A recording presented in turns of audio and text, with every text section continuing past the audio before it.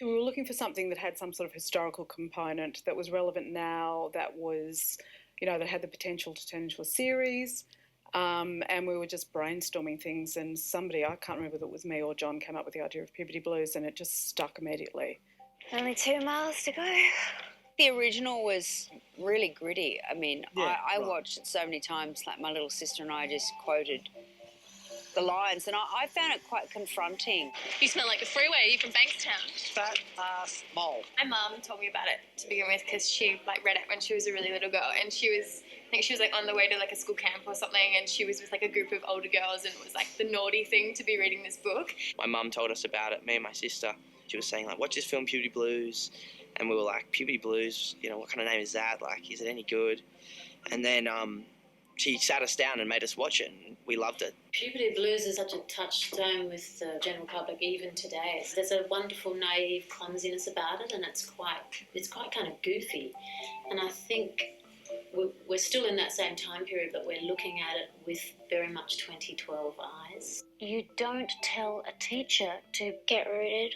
Yes. I've loved that book. I love the world. I love the 70s. I love the fact that there's just teenagers misbehaving all the time. It was sort of perfect material for me, and I just jumped on board as soon as I could. Imogen and I have done a couple of shows together where we've looked at different generations of family life. This one had the other advantage of it being set in a time that was particularly interesting because it was a time of really rapid change in Australia. And really it's a story about adolescence passing into adulthood, and it seemed great that almost Australia was going through that passing from adolescence into adulthood. Because there's so much expansion in the storytelling, and there are so many characters, and it's such a great ensemble, and they're all, you want to be with all of them. But I think that what's great is that the girls really cut through as the centre. That Gary guy is so good looking. He's like a god. Better than. I'd let him do it with me. He can be a first. You wouldn't know what to do. Hello, I am Ashley Collins, and I played Debbie Vickers in Puberty Blues. And I'm Brenna Harding, and I'm playing Susan Knight. Debbie Vickers, best friend, and Ashley Cummings, the best friend. Debbie and Sue are an inseparable pair who are kind of such best friends that they almost exist on the same level of consciousness. I can't do this. It faint. Sir, she fainted. Their scenes are completely unfiltered, and it's like talking with yourself, basically. Hi, Cheryl. Shut up, Mole. She seemed friendlier. I thought so. They've been best friends for so long, and they're going through such a journey together in the series that I think that brings them closer as well. But they're just really a bit like one person.